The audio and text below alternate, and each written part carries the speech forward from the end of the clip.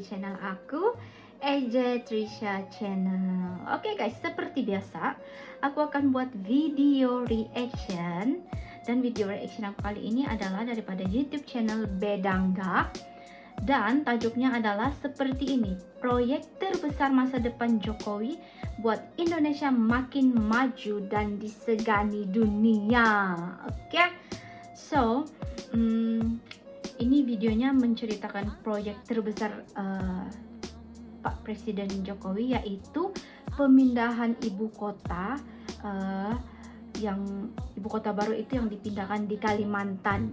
So tanpa membuang masa guys, jom kita sama-sama tonton videonya bersama-sama. Oke, ini dia. Halo Bedigers. Halo. Setelah menuntaskan beberapa proyek besar selama masa jabatannya, kali ini Presiden Jokowi kembali membuat heboh dengan beberapa rencana pembangunan mega proyek masa depan yang sangat modern. Apa saja mega proyeknya dan kapan proyek ini akan rampung? Mari kita bongkar. Oke.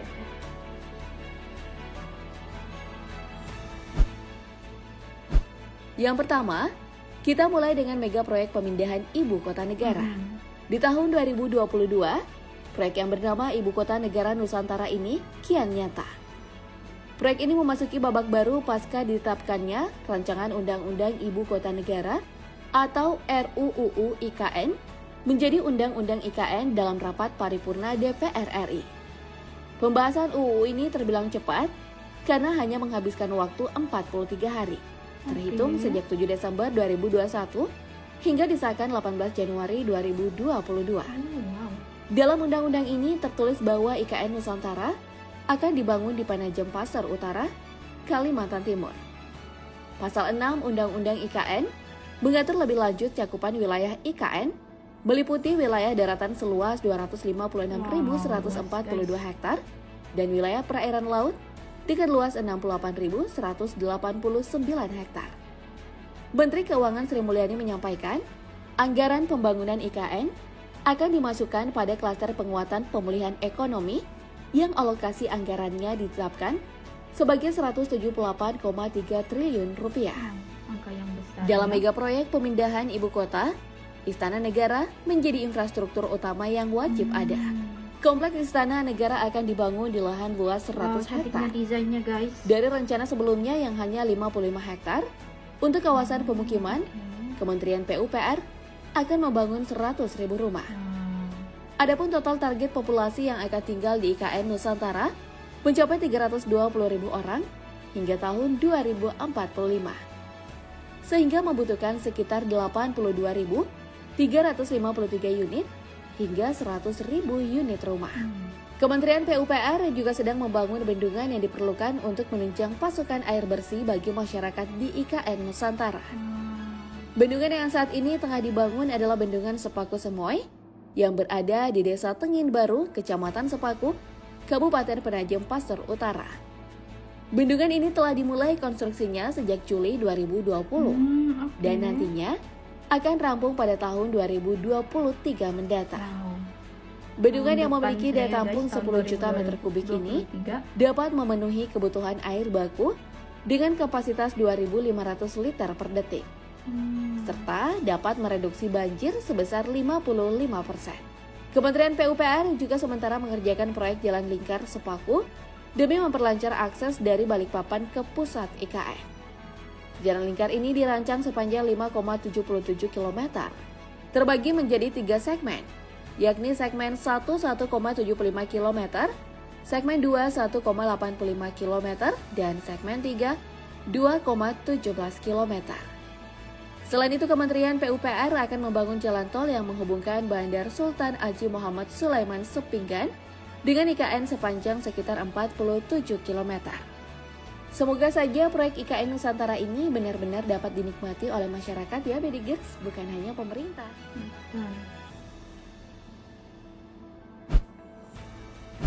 Selaras dengan mega proyek IKN Nusantara, proyek Rumah Sakit Internasional juga telah resmi dibangun. Rumah Sakit Internasional Bali terletak di kawasan wisata Sanur, Denpasar. Rumah sakit ini akan dibangun dalam 4 fase, mulai 2021 hingga 2032. Ditandai dengan peletakan batu pertama atau groundbreaking oleh Presiden Joko Widodo pada tanggal 27 Desember 2021. Selain mendorong potensi wisata, pembangunan rumah sakit berskala internasional ini akan meningkatkan masuknya investasi ke dalam negeri di sektor kesehatan. Adapun pembangunan rumah sakit masa depan ini dapat terrealisasi berkat kerjasama dengan Mayo Clinic, sebuah perusahaan medis ternama asal Amerika Serikat. Oke guys, Mayo Clinic. RSI International Bali sendiri dibangun dalam kawasan ekonomi khusus kesehatan Sanur di atas lahan seluas 41,3 hektar. Fase pertama, pembangunan akan meliputi healthcare 1 dan 2 seluas 5 hektar, Ethnomedical Botanic Garden seluas 5,3 hektar, Retail Village 1 hektar, dan UMKM Center 0,5 hektar. Pembangunan fase pertama ditargetkan kelar pada 2023. Oke, tahun Sementara depan itu, juga. untuk fase kedua, pembangunan pusat kesehatan ini ada meliputi tuh Bali pasal. Beach Hotel Oke. seluas 3,1 hektar, Bung Karno Convention Center seluas 2,1 hektar, serta parking hub yang terbagi 3 wilayah masing-masing 1,1 hektar, 0,9 hektar, dan 0,3 hektar. Tahap kedua ini diharapkan beres pada 2026. Fase ketiga, yang ditargetkan selesai pada 2029 akan mencakup pembangunan healthcare 3 seluas 2,5 hektar, Lagi ya, guys. Bali Beach Resort seluas 5,2 hektar, dan healthcare 6 seluas 1,2 hektar. Fase keempat yang akan selesai pada 2032 akan meliputi pembangunan Bali Beach Garden seluas 2,7 hektar, kawasan hotel berbintang 1,7 hektar, kawasan komersial 1,1 hektar, dan healthcare 5 seluas 1,4 hektar. Rumah sakit yang memiliki konsep health tourism ini mengelaborasi potensi di berbagai sektor, yaitu kesehatan dan sumber daya alam, manusia, serta budaya Indonesia. Dengan gagasan ini, masyarakat yang semula melakukan pengobatan ke luar negeri sambil berwisata dapat dilakukan di tanah air, mengingat Bali memiliki segalanya, baik budaya, infrastruktur, dan terkenal hingga ke mancanegara. Oh ya, Bedigers, mega proyek ini akan menjadi destinasi wisata kesehatan pertama di Indonesia loh. Sayangnya, belum ada informasi terkait berapa total anggaran yang disiapkan untuk pembangunan proyek ini.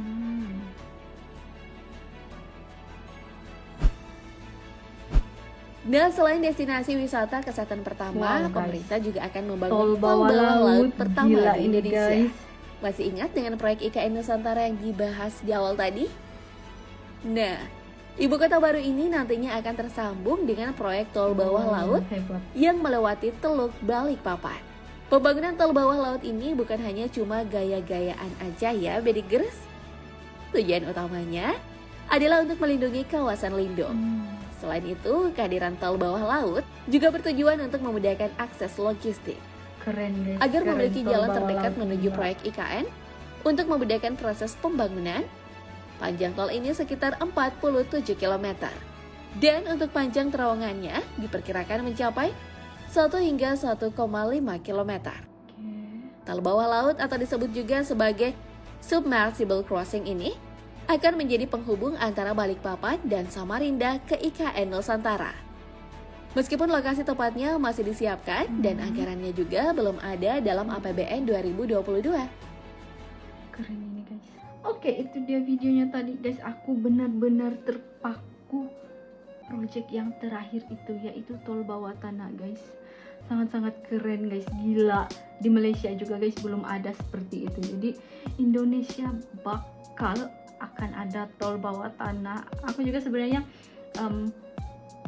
menjadi tidak sabar untuk ibu kota baru Indonesia itu siap guys, karena aku tinggal di Sabah. Jadi di peta itu kalian tahu kan, di Sabah itu di bagian ujung dan Indonesia itu hanya di bawah. Jadi mungkin menurut aku jadi akan dekat untuk pergi ke sana guys, tidak seperti sekarang yang untuk ke ibu kota Indonesia itu kan karena menyeberangi lautan. Tapi kalau ibu kota terbaru Indonesia itu yang di Kalimantan itu siap, jadi menurut aku akan bisa sampai dengan cepat, karena di maksud aku apa ya, di dalam peta yang sama itu guys, hanya Kalimantan itu hanya di bawah.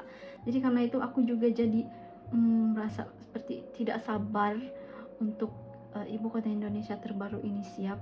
Jadi aku bisa ke sana dan berjalan-jalan kali ya guys, dan lagi belajar untuk mengenal Indonesia kali ya guys juga. Tapi dijangkakan siap memang mengambil masa yang lama karena itu pembinaannya guys, yang kita tahu tadi kita lihat videonya ada dipersiapkan dalam 3 fasa ya, 3 fasa, mungkin ada dalam bertahun-tahun lamanya. Dan juga ini aku juga jadi tertanya-tanya guys, jadi kalau misalnya Presiden Pak Jokowi itu berhenti atau sudah tamat perkhidmatan kali ya guys, perkhidmatan, jadi akankah presiden yang baru itu melanjutkan proyek ini? Karena ini menurut aku satu proyek yang sangat besar, proyek lah kalau bahasa Indonesia ya guys, kalau Malaysia itu bahasanya project, aku terbiasa sebut project, maaf ya guys. Jadi menurut aku proyek yang dimulakan oleh Presiden Pak Jokowi ini memang sangat-sangat mantap, sangat-sangat padu, sangat-sangat keren. Jadi kalau misalnya Pak Jokowi itu sudah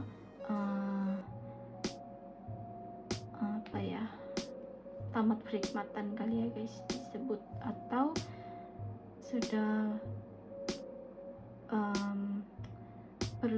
sudah bertukar presiden, akankah presiden yang baru itu meneruskan? Aku harap memang dia akan meneruskan sehingga proyek ini benar-benar selesai, karena ini proyeknya memang sangat-sangat keren guys, sangat-sangat keren. Dan aku pasti dan yakin negara luar memang akan kagum dan jadi iri kepada Indonesia, termasuk aku guys. Aku juga sangat-sangat iri karena Indonesia mampu membangun seperti ini ya guys. Itu aku paling terkejut dengan video yang di akhirnya itu tadi, yang tol bawah tanah guys, sangat-sangat keren ya guys. Harap-harap aku bisa ke sana, dan harap-harap aku masih panjang umur untuk bisa ke sana, ke ibu kota terbaru Indonesia itu guys. Oke, so hanya itu video reaction aku pada kali ini. Seperti biasa, jika kalian suka, jangan lupa like, comment, dan share, dan jangan lupa subscribe, karena subscribe itu gratis aja. Oke lah guys, thank you for watching, kita jumpa di next video. Bye, assalamualaikum.